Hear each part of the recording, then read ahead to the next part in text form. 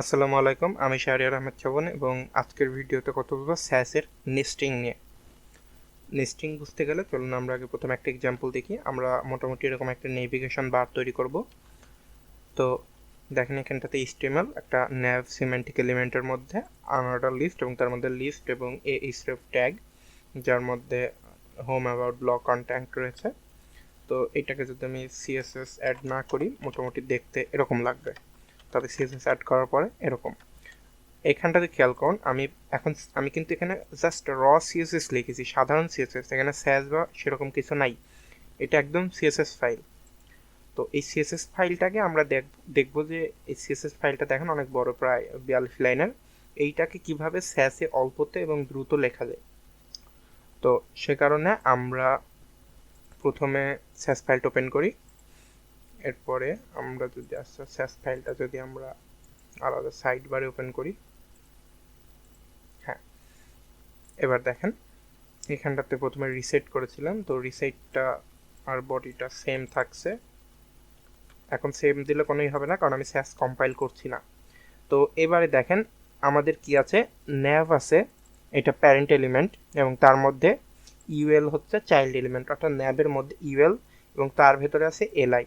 তো এই যে একটার ভেতরে আরেকটা থাকে এটাকে বলা হয় নেস্টেড। যেমন ইউএল হচ্ছে ন্যাভের নেস্টেড এলিমেন্ট, আবার এলআই হচ্ছে ইউএল এর নেস্টেড এলিমেন্ট, এবং এ হচ্ছে এলআই এর নেস্টেড এলিমেন্ট, তারপরে আর কোনো নেস্টেড এলিমেন্ট নাই।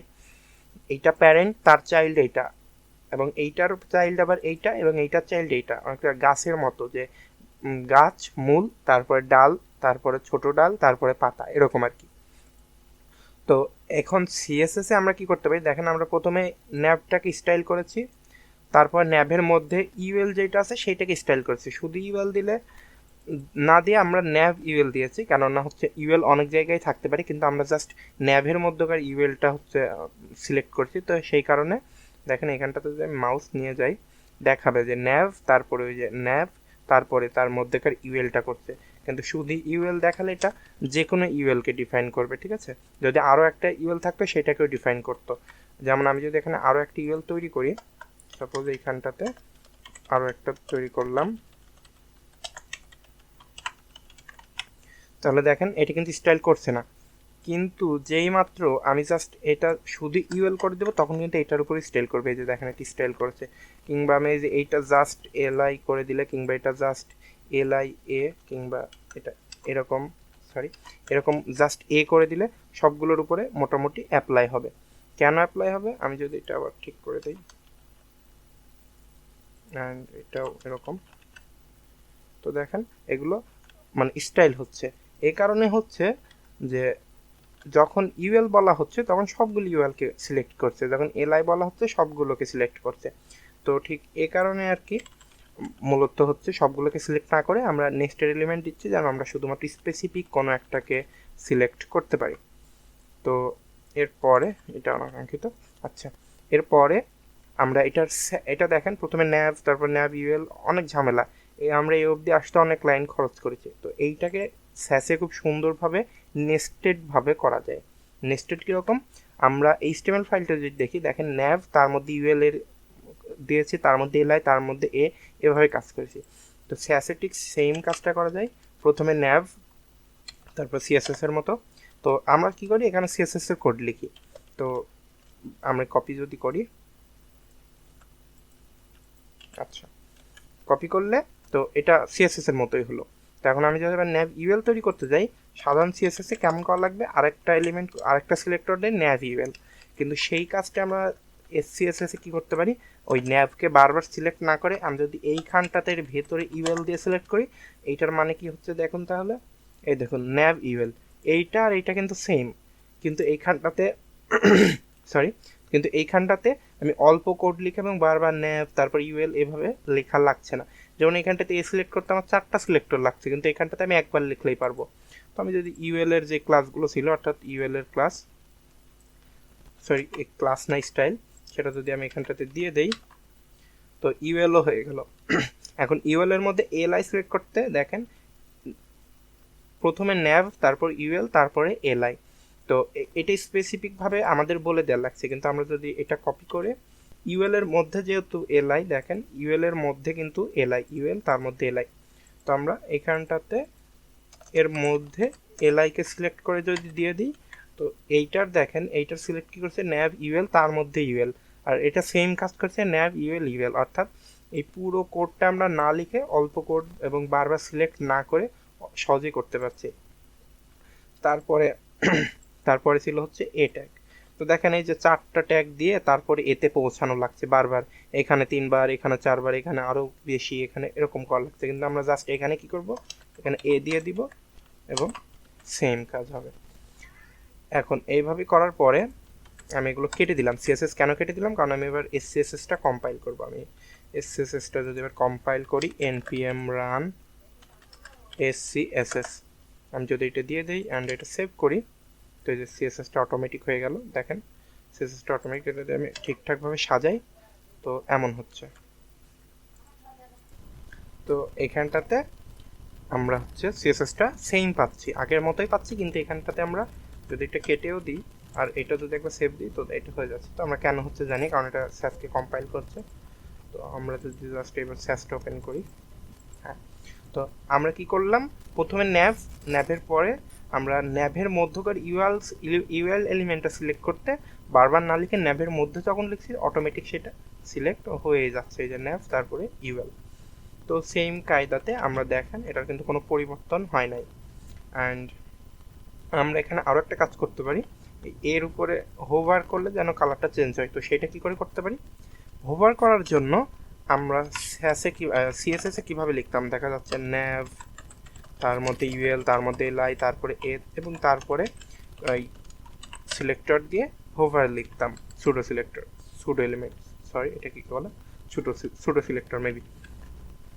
আচ্ছা, তারপরে সেটা হতো, কিন্তু এইখানটাতে আমরা কি করতে পারি, আমরা এখানটাতে জাস্ট এভাবে হোভার লিখতে পারি, কিন্তু এভাবে লিখলে কাজ করবে না। কেন, কারণ প্রথমে এখানে অ্যান্ড দিতে হবে। অ্যান্ড দিয়ে বোঝাই যে আমি এর মধ্যেই একে ব্যবহার করব, অর্থাৎ আমি যদি এইটা না দিয়ে আমি আরেকটা ভাবে করতে পারতাম, সেটা কেমন, এখানটাতে আমি আরও একটা তৈরি করতে পারতাম, হোভার, কালারটা হয়ে যাবে ব্ল্যাক। তো দেখেন কালারটা কিন্তু চেঞ্জ হচ্ছে এবং ট্রানজিশন হচ্ছে, চেঞ্জ হচ্ছে। কিন্তু আমরা স্যাস ব্যবহার করছি কেন, কারণ এক কাজ আমরা দুইবার করবো না। আমি প্রথমেই বলেছি ডিআইওয়াই না, DIY, don't repeat your self. তো এখানটাতে কিন্তু আমরা সেই টার্মটা ভায়োলেশন করছি। আমরা কি করলাম, আমরা একে কিন্তু দুইবার ব্যবহার করছি, তো এটা কিন্তু একই কাজ দুইবার করা উচিত হয়নি। তো আমরা কি করতে পারি, আমরা এটা সিম্পলি কেটে দিয়ে এর মধ্যে এসে একটা অ্যান্ড দিয়ে, যে অ্যান্ড আছে কিবোর্ডে, তারপরে সিম্পলি হোভার লিখে দিয়ে, সরি, কালার ব্ল্যাক। তো এটা করলে কি হবে, এটা দেখেন এটা কিন্তু এর উপরে হোভার করছে, আগেরটাও সেম কাজ করতে এবং এইটাও সেম কাজ করছে, তো এটা কিন্তু সেম ইফেক্ট দিবে। এই যে দেখেন সেম ইফেক্ট দিচ্ছে, অথচ আমাদের দুইবার লেখা লাগছে না। তো এটাই মূলত সিএসএস এর নেস্টিং যে ফিচার সেটাকে বলা চলে। তো এখানে আরও একটা বিষয় দেখাতে চাই, যে আমি এগুলো একটু সাজাই নিই বোঝানোর সুবিধার্থে। এখন দেখেন টেক্সট ডেকোরেশন, টেক্সট ট্রান্সফর্ম তো কাজ করছে, কোনো সমস্যা নেই। কিন্তু এখন একটা কাজ করা যায়, টেক্সটটা আমরা বারবার লিখছি, তাই না, তো এটা অ্যাকচুয়ালি উচিত না, মানে ডোন্ট রিপিট ইউর সেলফ যখন আমরা ফলো করবো তখন আর এটা উচিত না। তো আমরা একটা কাজ করতে পারি, যেটা কমেন্ট করে দিই, এরপরে টেক্সট লিখে সেমিকোলন দিয়ে, সরি সেমিকোলন না, কোলন দিয়ে, তার মধ্যে নেস্টিং করে ডেকোরেশন, এটা যদি নান করি, আচ্ছা এটা আমি আগে কমেন্ট করে দিই একবার। তো দেখেন এটা কিন্তু যে ডেকোরেশনটা হচ্ছে, ডেকোরেশনের নিচে হচ্ছে আন্ডারলাইন থাকছে এবং এগুলো সব বড় হাতেরও না।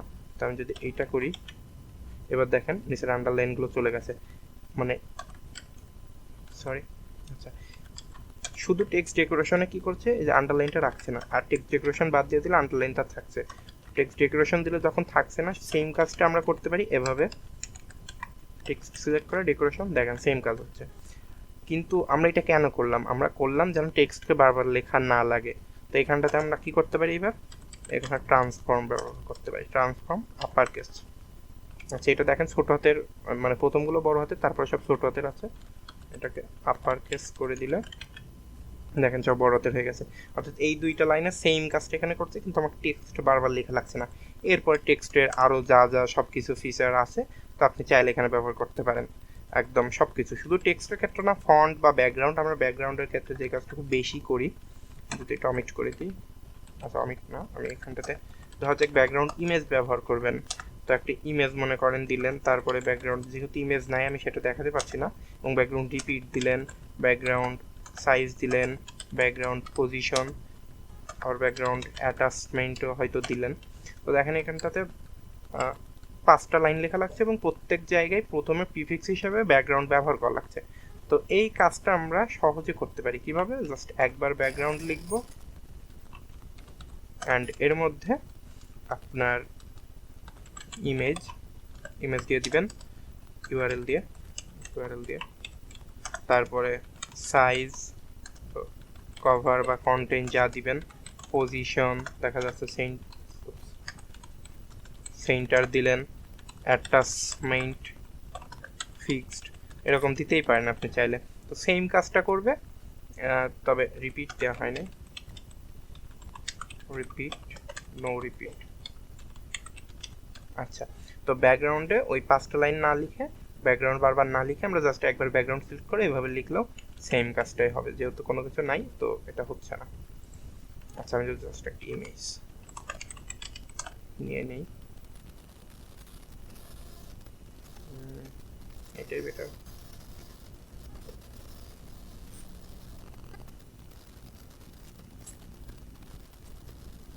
এখানে যদি দেখি ব্যাকগ্রাউন্ড ইমেজ কি কাজ করছে। আচ্ছা, আমি এটা কোথায় ব্যবহার, আমি তো এর মধ্যে ব্যবহার করেছি, তো আমরা সেটা ব্যবহার করব নেভিগেশনের মধ্যে, পুরোটাকে কাট করে নেভিগেশন। আচ্ছা, ব্যাকগ্রাউন্ড কালারটাকে কমেন্ট করে যদি দিয়ে দিই, তো দেখেন এখানটাতে যে ব্যাকগ্রাউন্ডটা ওইটা ব্যবহার করছে ওই ওয়ালেরটা। তো এইটাকে দেখেন সব কিছু সেম কাজ করছে।